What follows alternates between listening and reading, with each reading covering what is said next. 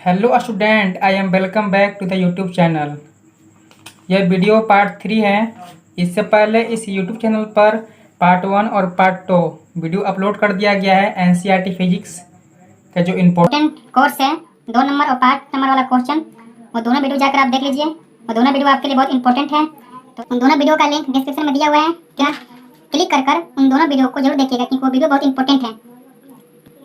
और आप इस चैनल पर अगर फर्स्ट टाइम आए हुए हैं तो इस चैनल को सब्सक्राइब और बेल आइकन को ऑल पर कर लें। और ये वीडियो अगर अच्छा लगे तो लाइक करें और इस चैनल को अपने दोस्तों में शेयर करें। इस वीडियो को अपने दोस्तों में शेयर करें, सभी ग्रुपों में शेयर करें। जितने आपके इंटर में दोस्त होंगे उनको बताएं कि इस यूट्यूब चैनल के माध्यम से 12th class NCERT physics, math, chemistry का इंपॉर्टेंट जो क्वेश्चन है और विद्युत आवेश एवं विद्युत क्षेत्र का जो फर्स्ट क्वेश्चन है, विद्युत आवेश क्या है ये इसे परिभाषित करें। सेकेंड क्वेश्चन था आवेश के मौलिक गुण को लिखें। इन दोनों क्वेश्चन को मैं पिछले वीडियो में डिटेल से बता चुका हूँ, तो इसलिए आप इससे पहले जो वीडियो बनाया था पार्ट 2 को आप जरूर देखिएगा, उसमें डिटेल से दोनों क्वेश्चन को बता दिया है। तो चलिए आज पढ़ा जाए। जो आवेश का मौलिक गुण है उसका फर्स्ट गुण आवेश का क्वांटिक अर्थ से आप क्या समझते हैं, इसे हम लोग डिटेल से इस वीडियो में समझेंगे। इस वीडियो में इसका डिटेल से एक्सप्लेनेशन होगा। बोर्ड एग्जाम में ये क्वेश्चन बहुत वीआई है। बोर्ड एग्जाम के लिए सभी बोर्ड एग्जाम में ये क्वेश्चन आते हैं, बहुत बार ये क्वेश्चन आ चुका है। आप अपना क्वेश्चन बैंक अगर आपके पास होगा तो आप पलट कर देखिएगा। ये क्वेश्चन एग्जाम में आ चुका है 2 नंबर में कि बोर्ड एग्जाम में कॉपी कैसे लिखना है। तो आपको बोर्ड एग्जाम में इस तरह से क्वेश्चन दिया रहेगा, आपको प्रश्नोत्तर संख्या या क्रमांक डालकर लाइन खींचकर या ब्लैक से लिखिएगा और क्रॉस देकर आंसर लिखना है। और बोर्ड एग्जाम में जिसका बेस्ट स्टडी और बेस्ट राइटिंग है वही स्टूडेंट 95, 90 और 85% अचीव कर पाते हैं। इसलिए आप अपने राइटिंग को अभी से सुधारना चालू कर दीजिए। आवेश के क्वांटिक अर्थ से आप क्या समझते हैं इसे समझा जाए। ध्यानपूर्वक देखिए और सुनिए। इसका परिभाषा डिफिनेशन क्या है। प्रकृति में किसी भी वस्तु पर आवेश। हाँ, और एक बात और कि एक स्टूडेंट ने व्हाट्सएप पर मैसेज किया कि भैया आप 2 नंबर और 5 नंबर वाला इंपॉर्टेंट क्वेश्चन करा दीजिए। हाँ, तो मैं कराऊंगा। मैं हर चैप्टर का इंपॉर्टेंट टॉपिक बता रहा हूँ, 2 नंबर और 5 नंबर। आप ये पढ़ लेंगे तो आपको 2 नंबर और 5 नंबर को ज़रूरत नहीं होगी, उसका ही मैं दूंगा। ये वीडियो 2 नंबर और 5 नंबर वाला ही है। और इससे भी मैं इम्पोर्टेंट आपको 4 मंथ पहले PDF में आपको फ्री में सब कुछ कराऊंगा प्रोवाइड। आपके बोर्ड एग्जाम से 2 मंथ पहले गैस क्वेश्चन भी दूंगा। एनसीईआरटी फिजिक्स, केमिस्ट्री, मैथ आपको ख़त्म करने के बाद जस्ट आपको क्वेश्चन बैंक पढ़ाया जाएगा डिटेल से। इस चैनल को अपने दोस्तों में शेयर करें और उनको बताएं कि इस यूट्यूब चैनल के माध्यम से 12th NCERT physics, chemistry, math पढ़ाया जा रहा है इम्पोर्टेंट। इस कोर्स का नाम स्मार्ट स्टडी कोर्स। मतलब मैं जानते हैं कि आवेश का क्वांटिक अर्थ से आप क्या समझते हैं, ये क्वेश्चन है। इसका आंसर इस तरह देना है, 2 लाइन में इसका आंसर है। प्रकृति में किसी भी वस्तु पर आवेश एक निश्चित न्यूनतम मान का पूर्ण गुणज होता है। क्या होता है देखिए, प्रकृति में किसी भी वस्तु पर आवेश एक निश्चित न्यूनतम मान का पूर्ण गुणज होता है। पूर्णांक संख्या आप जानते होंगे। समझिए कि एग्जाम्पल से समझते हैं। आखिर किसी वस्तु पर जो आवेश का निश्चित न्यूनतम मान है वो क्या होता है। पूर्ण गुणज मतलब क्या होता है कि एक यह वस्तु है तो इस पर से एक इलेक्ट्रॉन चला गया, इस वस्तु से एक इलेक्ट्रॉन चला गया। तो मैंने आपको इससे पहले बताया था आवेश उत्पत्ति का इलेक्ट्रॉनिक सिद्धांत में आपको बताया था कि जब भी किसी वस्तु से इलेक्ट्रॉन जाता है तो वस्तु धन आवेश को दर्शाता है, और किसी वस्तु पर जब इलेक्ट्रॉन आता है तो वह वस्तु ऋण आवेश को दर्शाता है। तो इस वस्तु से एक इलेक्ट्रॉन चले गए, यानी 1 प्लस, 2 इलेक्ट्रॉन चले गए 2 प्लस, 3 इलेक्ट्रॉन चले गए 3 प्लस, 4 इलेक्ट्रॉन चले गए 4 प्लस। इसी तरह एक और वस्तु ले लेते हैं। एक और वस्तु ले लेते हैं यहाँ पर। इस पर जो है, इस वस्तु पर इलेक्ट्रॉन आते हैं। क्या आते हैं? इलेक्ट्रॉन आते हैं। एक इलेक्ट्रॉन आए,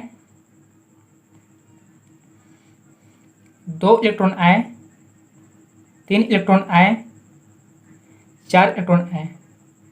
इस तरह इलेक्ट्रॉन आते रहेंगे। आपने देखा कि इलेक्ट्रॉन जो आ रहे हैं वो पूरा पूरा आ रहे हैं, यानी खंड में इलेक्ट्रॉन नहीं आ रहे हैं। अर्थात पूर्ण गुणज का यही अर्थ है कि जब भी किसी वस्तु पर इलेक्ट्रॉन आएंगे, या तो पूरा आएंगे या तो नहीं आएंगे। जब भी इलेक्ट्रॉन आता है या तो पूरा आता है, या जाता है या तो इलेक्ट्रॉन पूरा जाता है। कभी भी आधा इलेक्ट्रॉन ना तो आएगा ना जाएगा। जैसे कि इस तरह इलेक्ट्रॉन जो है, एक यहाँ पर है, यहाँ पर एक इलेक्ट्रॉन गया है तो 1+10 आया है। कभी जो इलेक्ट्रॉन है 1/2 के रूप में नहीं जाता है, न ही 1/2 के रूप में इलेक्ट्रॉन आता है। जो इलेक्ट्रॉन है, जब भी इलेक्ट्रॉन है जाएगा तो पूरा पूरा जाएगा, जाएगा तो पूरा पूरा जाएगा, या तो आधा नहीं जाएगा। आधा इलेक्ट्रॉन कभी भी नहीं जाता है। इलेक्ट्रॉन कभी भी जाएगा तो इलेक्ट्रॉन जाता है पूरा पूरा जाएगा, या तो 1/2 इलेक्ट्रॉन कभी भी नहीं जाता है किसी वस्तु से। या ऐसे ही माइनस में कभी भी इलेक्ट्रॉन किसी वस्तु पर आता है, या तो एक इलेक्ट्रॉन आएगा, या एक इलेक्ट्रॉन आएगा, या तो ये जो बाटा में दिया है आधा है, जो आधा इलेक्ट्रॉन कभी किसी वस्तु पर आता नहीं है। आधा इलेक्ट्रॉन किसी वस्तु पर आता नहीं है, अर्थात कभी भी इलेक्ट्रॉन टुकड़ों में न जाता है न आता है। पूर्ण गुणज का अर्थ यही है। जब आपसे कोई प्रश्न किया कि आवेश का क्वांटीकरण क्या है, तो आप बोलिएगा कि प्रकृति में किसी भी वस्तु है, जो वस्तु पर आवेश का जो ये निश्चित न्यूनतम मान होता है वह पूर्ण गुणज होता है। निश्चित न्यूनतम मान क्या? इलेक्ट्रॉन। निश्चित न्यूनतम मान, देखिए बोलेगा किसी वस्तु पर आवेश का निश्चित मान न्यूनतम में कितना होता है, तो निश्चित न्यूनतम मान 1.6 × 10⁻⁻19 कितना है? 1.6 × 10⁻⁻19 कूलम। न्यूनतम मान किसी वस्तु पर जो है आवेश का जो न्यूनतम मान है, इतना चार्ज होता है किसी वस्तु पर आवेश का न्यूनतम मान। यानी जब भी किसी वस्तु पर इलेक्ट्रॉन आएगा तो इतना इलेक्ट्रॉन आता है। कभी भी किसी वस्तु पर इलेक्ट्रॉन जाता है तो इतना इलेक्ट्रॉन जाता है। यानी कभी भी इसके आधा कभी भी इलेक्ट्रॉन न आएगा न किसी वस्तु पर जाएगा। इसका कहने तात्पर्य यही है। गुणज का अर्थ देखिए, पूर्ण गुणज का अर्थ यही है, कभी भी किसी वस्तु से जो इलेक्ट्रॉन है या तो 2/3 में, या 4/3 में, या 5/3 में, कभी भी इस तरह बाटा में टुकड़ों में आधा कभी भी इलेक्ट्रॉन किसी वस्तु से न जाता है न आता है। पूर्ण गुणज का अर्थ यही है कि किसी भी वस्तु से इलेक्ट्रॉन टुकड़ों में न आता है न जाता है। टुकड़ा मतलब आधा या पौने, कभी भी इलेक्ट्रॉन जाता है या तो पूरा पूरा जाएगा या इलेक्ट्रॉन पूरा पूरा आएगा। आवेश का क्वांटीकरण का अर्थ यही है कि जब भी किसी वस्तु पर इलेक्ट्रॉन आएगा या तो पूरा आएगा या तो आधा कभी नहीं आएगा इलेक्ट्रॉन। अर्थात कभी भी इलेक्ट्रॉन 2/3 या 3/4 या 4/3, कभी भी इलेक्ट्रॉन जो है आधा नहीं आएगा। कभी भी इलेक्ट्रॉन जो आएगा पूरा पूरा आएगा, यानी 1 आएगा, 2 आएगा, 3 आएगा।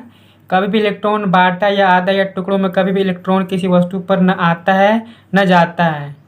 कोई वस्तु है, इस पर इलेक्ट्रॉन आते हैं, इस पर एक इलेक्ट्रॉन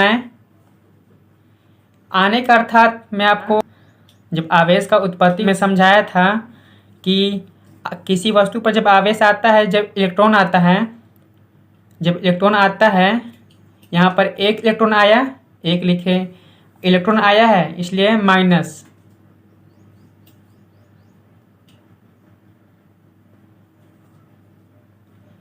अब मैं बताया कि किसी भी वस्तु पर जो आवेश का न्यूनतम मान होता है इलेक्ट्रॉन, वो कितना होता है 1.6 इंटू 10⁻⁻19 कूलम। इसी प्रकार इस वस्तु पर 2 इलेक्ट्रॉन आए, इसी प्रकार इस वस्तु पर 2 इलेक्ट्रॉन आए, 3 इलेक्ट्रॉन आए,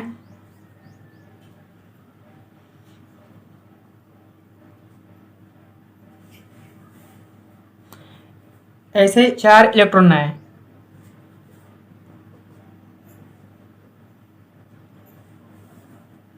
कभी यहाँ देखिए कभी भी इलेक्ट्रॉन आ रहा है तो नंबर ऑफ इलेक्ट्रॉन यानी पूर्णांक संख्या में इलेक्ट्रॉन आ रहा है, यानी कभी भी इलेक्ट्रॉन टुकड़ों में नहीं आता है, कभी भी इलेक्ट्रॉन पूरे संख्या में आता है, कभी भी इलेक्ट्रॉन टुकड़ों में नहीं आता है। जब भी किसी वस्तु पर इलेक्ट्रॉन आता है या तो पूरा आएगा या तो नहीं आएगा। यहाँ देखिए यहाँ पर 1 पूरा है, 2 पूरा है, 3 पूरा है, 4 पूरा है। कभी भी इलेक्ट्रॉन इस तरह बाटा में या आधा टुकड़ों में कभी भी किसी वस्तु से इलेक्ट्रॉन ना जाता है ना आता है। आवेश के क्वांटिक अर्थ से रिलेटेड ऑब्जेक्टिव और 2 नंबर में एक क्वेश्चन आता है, जैसे कि आपको दे देगा डिफिनेशन के तरीके से ऑब्जेक्टिव में कि किसी वस्तु पर 4 इलेक्ट्रॉन आए हैं, 4 इलेक्ट्रॉन आए हैं, तो इसका सूत्र होता है, क्वांटिक अर्थ का सूत्र होता है Q बराबर Ne। ये आवेश निकालने का सूत्र होता है।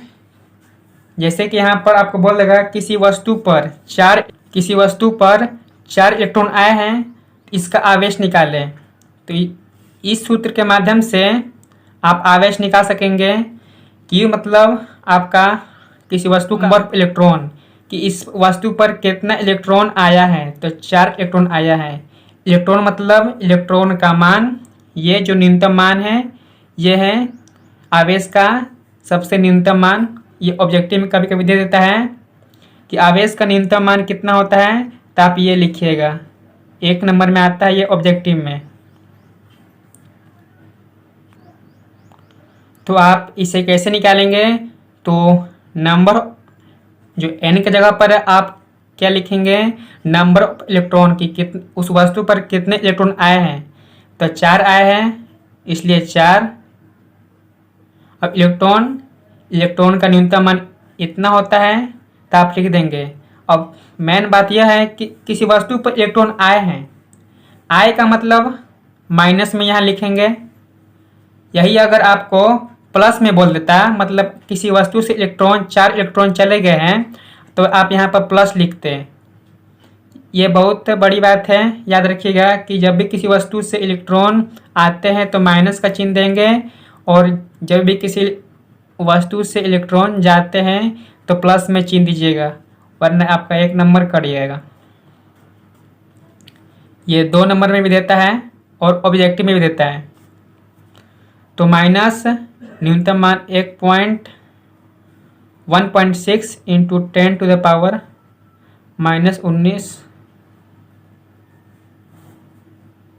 इसे मल्टीप्लाई करेंगे, आपका आंसर 6.4 इंटू 10⁻⁻19 कूलम आंसर आएगा। माइनस में आएगा क्योंकि यहाँ माइनस है, माइनस। अगर यही आपको एग्जाम में दे देगा किसी वस्तु से 4 इलेक्ट्रॉन, किसी वस्तु पर 4 इलेक्ट्रॉन आए हुए हैं, आए हुए मतलब यहाँ प्लस का चिन्ह दीजिएगा और यहाँ भी प्लस का चिन्ह, तो आपका प्लस में आंसर आएगा। तो आप समझ गए होंगे कि कभी भी इलेक्ट्रॉन किसी वस्तु से जाता है या आता है, या तो पूरा आएगा या जाएगा। कभी भी इलेक्ट्रॉन किसी वस्तु से बाटा या आधा टुकड़ों में, खंड में न आता है न जाता है। यही आवेश का क्वांटीकरण है। यही आवेश किसी वस्तु पर पूर्ण गुणज होता है। पूर्ण गुणज का मतलब पूरा। आवेश का पूर्ण गुणज का अर्थ यही है, आप समझ गए होंगे। अगला क्वेश्चन देखा जाए। आप परिभाषा समझ गए होंगे कि प्रकृति में किसी भी वस्तु पर, प्रकृति में जो भी वस्तु है उस पर जो आवेश है एक निश्चित न्यूनतम मान का पूर्ण गुणज है। देखिए सभी वस्तु है उस पर जो आवेश का जो न्यूनतम मान बताएं 1.6 इंटू 10⁻⁻19 कूलम। तो आवेश का जो है न्यूनतम मान है, 1 नंबर ऑब्जेक्टिव के लिए बहुत इंपॉर्टेंट है, इसलिए इसे याद कर लीजिएगा। जहाँ निश्चित न्यूनतम मान बराबर ई पर आवेश यानी माइनस प्लस 1.6 इंटू 10⁻⁻19 कूलम। ई पर वही आवेश है। ये सूत्र कभी कभी क्वेश्चन या ऑब्जेक्टिव में बहुत कभी कभी दे देगा, तो इसे याद कर लीजिएगा, इस पर न्यूमेरिकल बनेगा। और चलिए अब जानते हैं नेक्स्ट क्वेश्चन, आवेश संरक्षण का सिद्धांत क्या है। क्वांटिजेशन ऑफ चार्ज, प्रश्न संख्या 4। आवेश संरक्षण का सिद्धांत क्या है, प्रश्नोत्तर संख्या 4। यह क्वेश्चन बहुत वीआई है बोर्ड एग्जाम के लिए, तो इसे आप लोग अपने नोटबुक में डिटेल से आपको जिस तरह पढ़ा रहे हैं आप लोग स्क्रीनशॉट लेकर अपने नोटबुक में लाइन बाय लाइन लिखते जाइए और उसी दिन एवरीडे उसे याद कीजिए, समझिए मेरा वीडियो देखकर। जैसे जैसे आपको अगर समझ में नहीं आ रहा है तो उस टॉपिक पर आप कमेंट कीजिए, टॉपिक मुझे समझ में नहीं आया, इस टॉपिक को फिर से बताएं, तो मैं फिर उस टॉपिक पर एक वीडियो लेके आऊँगा और आपको डिटेल में समझाऊँगा। तो चलिए, आवेश संरक्षण का सिद्धांत क्या है इसे जानते हैं। प्रश्नोत्तर संख्या लिखकर आपको क्रॉस देकर आंसर लिखना है। किसी पृथक्कृत निकाय में न तो आवेश उत्पन्न किया जा सकता है और न ही नष्ट, यही आवेश संरक्षण का नियम है। आवेश संरक्षण मतलब क्या, आप लोग जानते होंगे, द्रव्यमान संरक्षण का नियम। देखिए, आवेश संरक्षण का जो नियम है यह कहता है कि किसी वस्तु पर न तो आवेश उत्पन्न किया जा सकता है और न ही नष्ट किया जा सकता है, बल्कि उसे एक वस्तु से दूसरे वस्तु में ट्रांसफ़र किया जा सकता है। आवेश ट्रांसफ़र होता है, उसे हम लोग न उत्पन्न कर सकते हैं और न ही नष्ट कर सकते हैं, बल्कि उसे एक रूप से दूसरे रूप में ट्रांसफ़र कर सकते हैं। जैसे मैं आपको एक बता दे रहा हूँ, जैसे कि व्यक्ति जब मरता है, तो जब व्यक्ति मरता है तो उसका जो आत्मा है वो दूसरे व्यक्ति में ट्रांसफ़र हो जाता है। उसी प्रकार आवेश भी है, आवेश कभी भी मरता नहीं है, आवेश को कभी भी हम लोग नष्ट नहीं कर पाते हैं, ना उत्पन्न कर सकते हैं। आप भी आत्मा को ना उत्पन्न कर सकते हैं ना ही नष्ट कर सकते हैं, बल्कि वह एक व्यक्ति से दूसरे व्यक्ति में ट्रांसफ़र उसका होता है। इसी प्रकार आवेश संरक्षण का सिद्धांत भी है कि जो आवेश है उसे एक वस्तु से दूसरे वस्तु में ट्रांसफ़र किया जाता है। इस एग्जाम्पल के थ्रू समझते हैं। इस नियम को समझा देता हूँ कि इस नियम का अर्थ क्या है। जैसे कि देखिए, मैं यहाँ पर एक कांच लिया हूँ, यह कांच है, यहाँ पर एक रेशम का धागा है। जब दोनों में आपस में घर्षण कराया गया, जो कांच पर है, यहाँ पर जब इनको घर्षण कराया गया तो इस पर 4 धन आवेश उत्पन्न हो गए। तो इस पर कहने का तात्पर्य यह है कि इसने 4 धन आवेश उत्पन्न किया है, अर्थात इसने 4 इलेक्ट्रॉन को त्यागा है, अर्थात इसने 4 इलेक्ट्रॉन को इस रेशम के धागा पर त्यागा है। तो यहाँ पर जब ये 4 धन आवेश को उत्पन्न किया है तो इसने 4 इलेक्ट्रॉन को त्यागा है, अर्थात रेशम के धागे पर 4 ऋण आवेश आ गए। अगर कांच जो है इस पर 5 धन आवेश आते हैं तो यहाँ पर 5 ऋण आवेश आएंगे। अगर यहाँ पर 6 धन आवेश आएंगे तो यहाँ पर भी 6 ऋण आवेश आएंगे।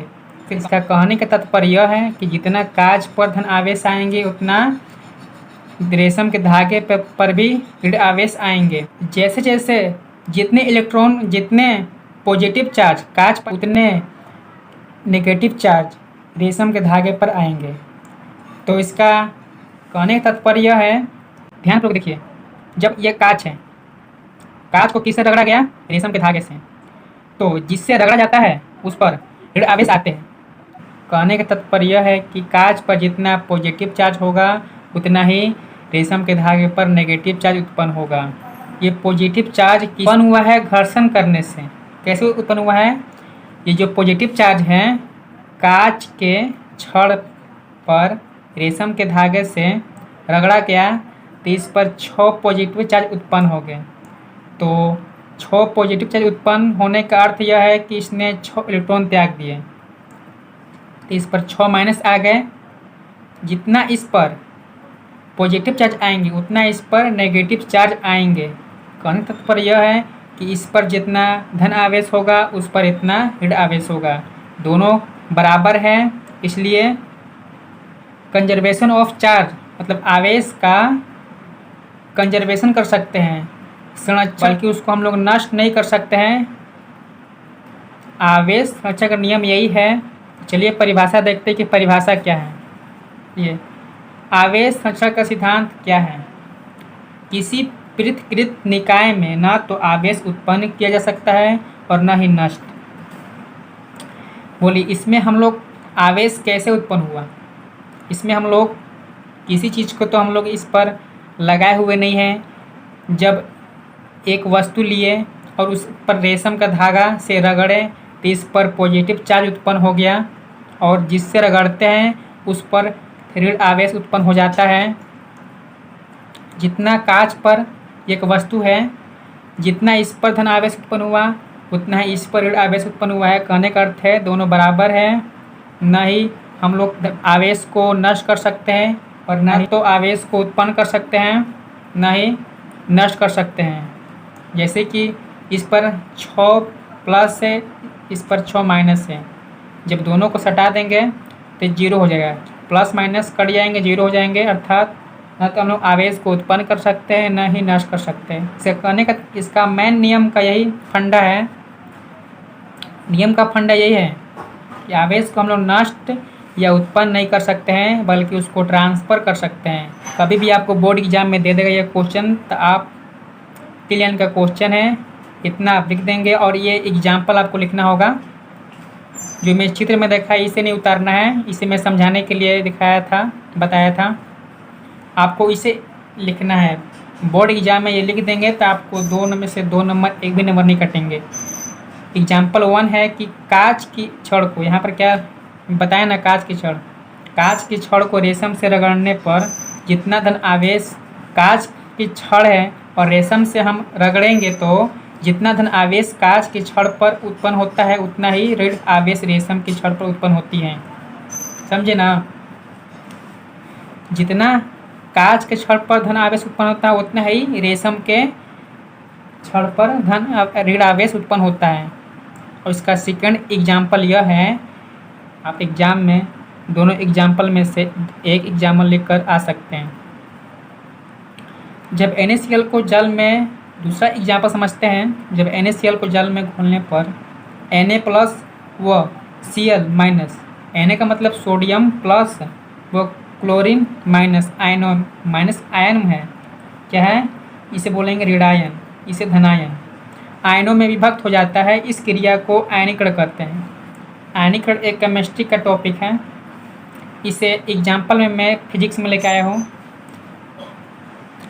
जब NaCl को, ये क्या है, नमक है। जब नमक को, NaCl मतलब एक नमक है। NaCl का अर्थ है नमक, जो आप खाते हैं। जब NaCl को जल में, NaCl को क्या, जल में H2O जल में घोला जाता है तो Na प्लस और जो क्लोरीन है वो ऋणायन मतलब माइनस में टूट जाता है। तो आयनीकरण से पूर्व आवेश क्या था, इस पर आवेश कितना है, 0 है। इस पर आवेश कितना है, 0 है। और यहाँ पर देखिए प्लस, यहाँ पर प्लस है मतलब प्लस में इलेक्ट्रॉन है, यहाँ प्लस का चिन्ह दिया तो प्लस। यहाँ पर क्या है, क्लोरीन, इस पर माइनस में इलेक्ट्रॉन है। इस पर प्लस चार्ज है, इस पर माइनस चार्ज है, यहाँ पर माइनस चार्ज है। जब दोनों को जोड़ दिया गया तो 0 हो गए। कहने का तात्पर्य यह है कि आवेश अभिक्रिया से पूर्व और अभिक्रिया के बाद क्या है, बराबर है। हम लोग आवेश को यहाँ पर क्या किए, हम लोग आवेश को न उत्पन्न किए न नष्ट किए, बल्कि ये आवेश क्या है, NaCl था। इस पर कोई आवेश नहीं था, बल्कि इसको जब जल में घुलाए, जब NaCl जल में घुलाए तो यह आवेश में बढ़ गए, मतलब इसका ट्रांसफ़र हो गया आवेश में। NaCl पर कोई आवेश नहीं था। जब इसे जल में घुलाए तो NaCl में जो NaCl है वो आवेश में टूट गए। Na प्लस और Cl माइनस, मतलब कि सोडियम पर प्लस चार्ज है और क्लोरीन है माइनस चार्ज दर्शा रहा है। जब इन दोनों को निकट में अगर सटा दिया जाए तो वापस 0 हो गए, वापस क्या हो गए, वापस 0 हो गए। तो आप लोग दोनों एग्जाम्पल समझ गए होंगे। तो चलिए अब स्टार्ट करते हैं, इस क्वेश्चन क्लोज करते हैं। अब आते हैं आवेश योज्यता से आप क्या समझते हैं। ये बहुत ही व्यापक क्वेश्चन है बोर्ड एग्जाम में, सभी बोर्ड एग्जाम के लिए इम्पोर्टेंट क्वेश्चन है। सभी बोर्ड एग्जाम में यह क्वेश्चन आया है और इस बार भी शायद ये क्वेश्चन बोर्ड एग्जाम इंटर में आया था। आप लोग क्वेश्चन बैंक देखिएगा। और ये आवेश योज्यता से आप क्या समझते हैं, तो चलिए इसे जानते हैं डिटेल में। जब भी आप पहले जानते हैं कि बोर्ड एग्जाम में आप लिखेंगे कभी तो प्रश्नोत्तर क्रमांक डालकर लिखिएगा, क्रॉस डालकर आंसर दीजिएगा। क्वेश्चन को नोट कर लीजिएगा। मैं वीडियो के लास्ट में स्क्रीनशॉट इसका दे दूंगा। दोस्तों चलिए समझते हैं आवेश योज्यता से आप क्या समझते हैं। तो जब भी बोर्ड एग्जाम में इस तरह क्वेश्चन आएंगे तो आपको पहले लिखना है ब्लैक पेन से, आपको ब्लैक पेन से लिखना है प्रश्नोत्तर क्रमांक और आंसर। ब्लैक से यहाँ पर डॉट, यहाँ पर क्रॉस देंगे और लिखेंगे इसका आंसर। इसका परिभाषा डेफिनेशन बोलते हैं, चूँकि आवेश अदिश राशि है। सब लोग जानते हैं कि आवेश क्या है, एक अदिश राशि है। इसलिए किसी पिंड पर, चूँकि आवेश एक अदिश राशि है इसलिए किसी पिंड पर, इसलिए किसी पिंड पर या वस्तु पर, या पिंड बोले या वस्तु, किसी पिंड या वस्तु पर पाए जाने वाले धन एवं ऋण आवेश, क्या है, धन एवं ऋण आवेश, पाए जाने वाले धन एवं ऋण आवेशों को चिन्हों के साथ योगात्मक रूप से जोड़ दिया जाता है, जिसे आवेश योजक कहते हैं। अब इसे चित्र के माध्यम से आपको मैं डिटेल में समझाता हूँ। और माना कि एक निकाय है जिस पर आवेश क्रमशः Q1, Q2, Q3, Q4 plus में Q1 तथा कुल आवेश Q हो तो Q बराबर Q1 plus Q2 plus Q3 plus Q4। या पिंड पर पाए जाने वाले धन एवं ऋण आवेशों को, देखिए किसी वस्तु, यहाँ बोला क्या है, किसी वस्तु या पिंड पर, यह एक वस्तु है, यह पिंड है ना। यहाँ पर प्लस कूलम मतलब plus 1 coulomb, minus 2 coulomb, minus 3 coulomb, plus 5 coulomb दिए हुए, मतलब कि धन एवं ऋण पाए जाने वाले आवेश, ये आवेश है।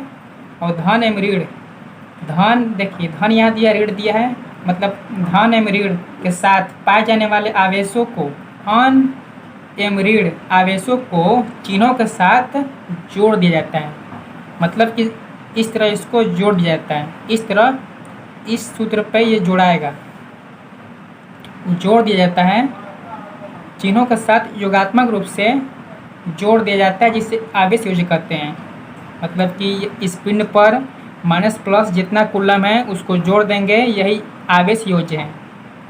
माइनस प्लस के साथ जोड़ दिया जाएगा, आपको ऑब्जेक्टिव या न्यूमेरिकल में इस तरह दे दिया जाएगा, इस तरह वस्तु नहीं दे, आपको कोमा देकर माइनस 1 कूलम प्लस 2 कूलम ऐसे दे दिया जाएगा। बोला कि इसका आवेश योज्य निकालें, तो आपको कुछ नहीं करना है, बस इन आपको चिन्हों के साथ जोड़ना है। Q1 की जगह पर क्या है, यहाँ पर देखिए, यहाँ पर Q1 क्या है, यहाँ पर Q1 क्या है, Q1 प्लस 1 कूलम,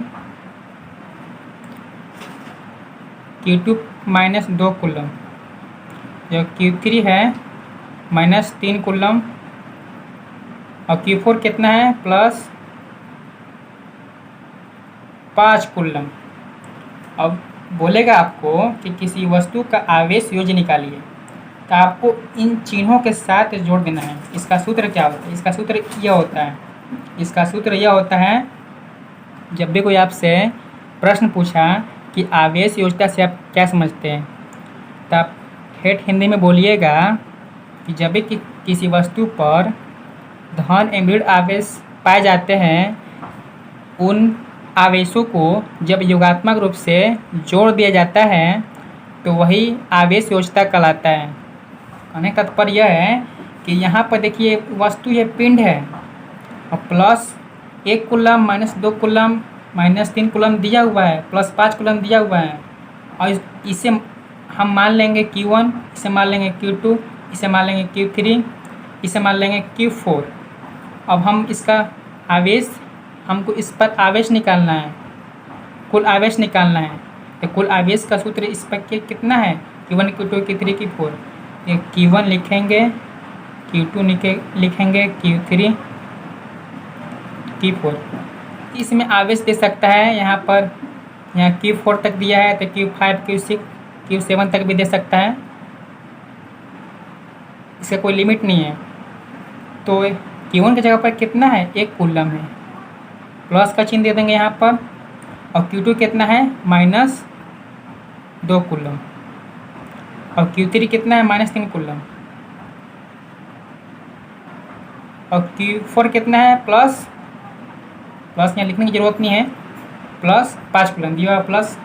अब इसे जोड़ दिया जाएगा, और वो जानते होंगे minus plus minus, 2 coulomb -2 coulomb हो गए, यहाँ -3 कूलम हो गए, प्लस माइनस माइनस। अब इसे देखिए, -2 कूलम -3 कूलम, माइनस माइनस क्या होते हैं, माइनस माइनस जुड़ते हैं और प्लस प्लस जुड़ते हैं, माइनस प्लस घटते हैं।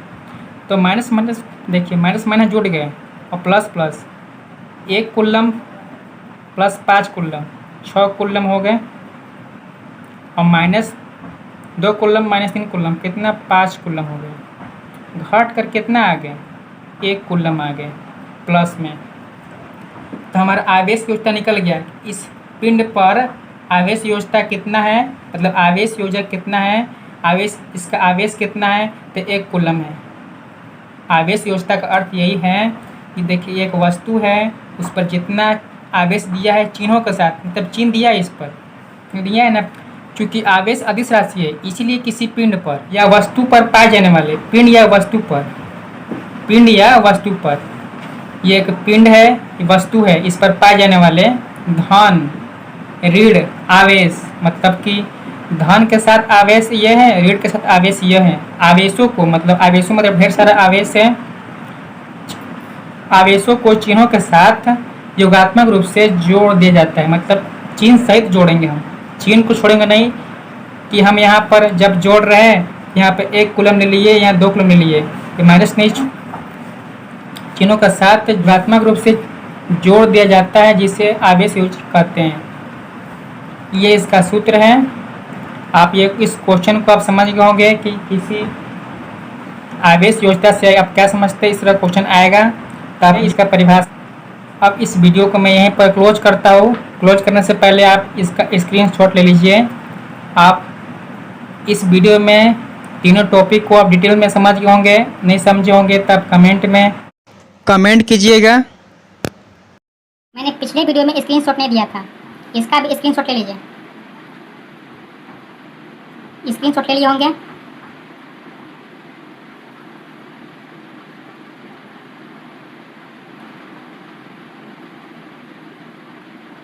जल्दी जल्दी स्क्रीनशॉट लीजिए।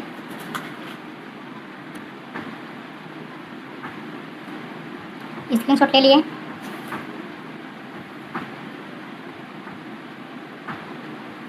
स्क्रीनशॉट हो गया होगा।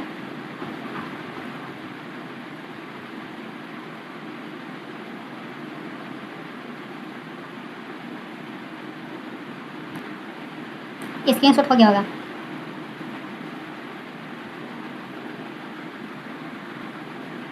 इस वीडियो को मैं यहीं पर क्लोज करता हूँ।